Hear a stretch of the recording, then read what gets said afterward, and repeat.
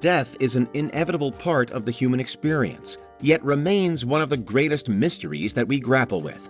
According to the World Health Organization, approximately 60 million people die every year, and the global average life expectancy hovers around 73 years old.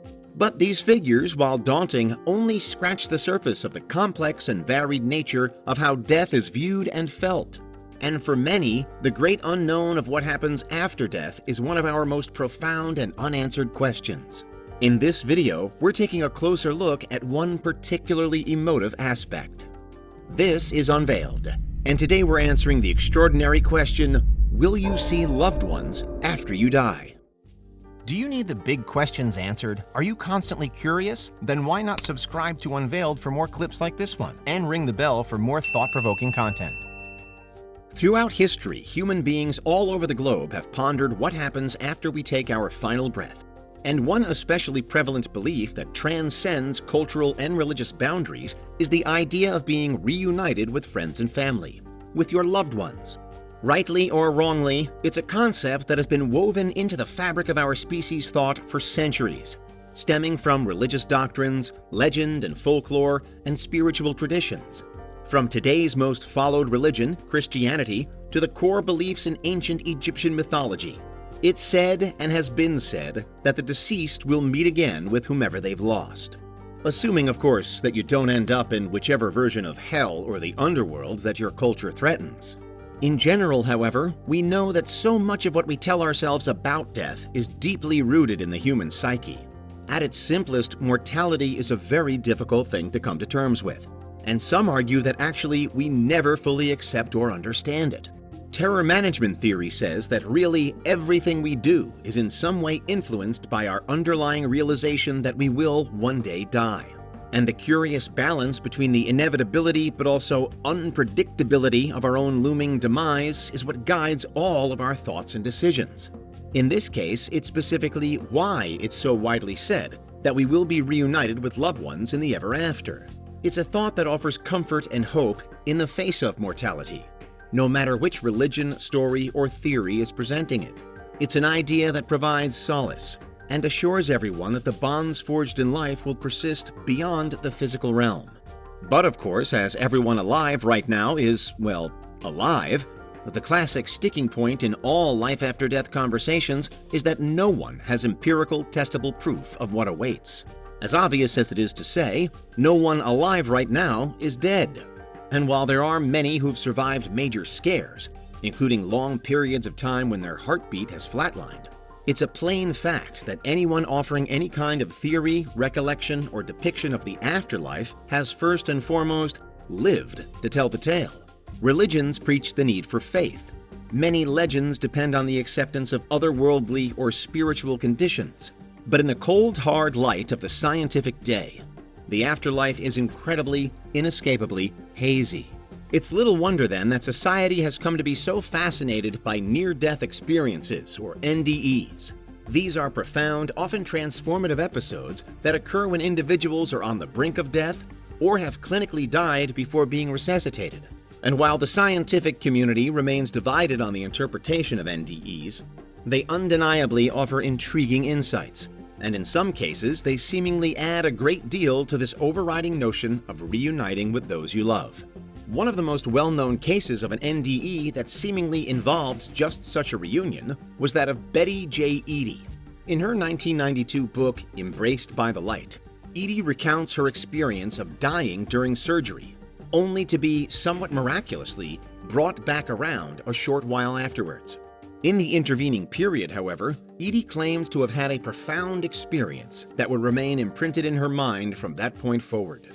And one of the key aspects of what she says happened to her is that she met deceased family members in a setting variously described as being bathed in a radiant, loving light.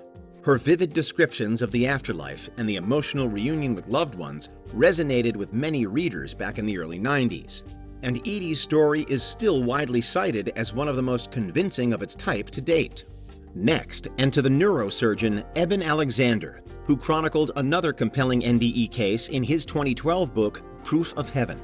Here, while Alexander claims to have always been a man of science, He says that his views were wholly changed after he contracted a rare form of meningitis, was placed into a days-long coma with seemingly little chance of survival, but was ultimately able to pull through. Whilst in the coma and heavily monitored by doctors, Alexander says that he journeyed to an angelic realm with music and light and euphoria all around. What sets his story apart, however, is that he encountered one particular figure there, a woman who reportedly rode on the wings of a butterfly and was a guardian for him while he was in this other place. What's strange, though, is that shortly after Alexander came out of this coma in the here and now, he was sent a photograph from his estranged biological family, who he had been trying to meet in the weeks and months before he was suddenly taken ill. The photograph was of his biological sister, Betsy, who had died years beforehand and whom Alexander had, as a result, never met. Except he had met her, because according to him, it was actually Betsy who he had seen in the heaven he had visited, riding the butterfly and helping him through. But finally, to the often cited story of one Pam Reynolds, whose NDE occurred while she was having major brain surgery in 1991. Reynolds had been admitted to a hospital following the discovery of a large aneurysm in an extremely difficult location, close to her brainstem. Her chances of survival were deemed to be very low, but she nevertheless underwent a rare and radical operation which involved, among other things, dramatically reducing her body temperature, putting her through an induced cardiac arrest, and draining the blood from her head. Ultimately, and as difficult a procedure as it was a success. But when Reynolds came around, she was able to recall certain aspects of what had happened to her that astounded her doctors. She claimed to have been taken out of her body during the hours-long operation, which meant that she had been able to see the various instruments that were being used on her. She also reported having heard conversations that were taking place around the operating table, all while she was clinically dead, given the dramatic extent of her hospital treatment. Finally, though, and after some time, Reynolds claimed to have also seen people while she was out, including her grandmother and uncle, with her uncle reportedly eventually leading her back to her body to wake up. So what's your verdict on the Pam Reynolds case and also on those of Betty Eadie and Eben Alexander? Let us know your thoughts in the comments. All three have certainly come to be seen as key moments in the ever-lengthening history of near-death experiences, not least because it's claimed within all of them that there is some kind of post-death connection with those you know and love. But of course, it's still true that, given the nature of mortality, science simply cannot offer up any kind of empirical evidence. It remains a hugely complex cultural matter. Whether through shared narratives or personal experiences, ideas on the afterlife and of a fated reunification clearly persist, offering a glimmer of hope in the face of the unknown. But as science and spirituality continue to dance right along the edges of this one final mystery, the question remains open. Open to interpretation, to contemplation, to ongoing discussion, and all while humankind continually strives for a deeper understanding of the true nature of life, death, and what may lie beyond.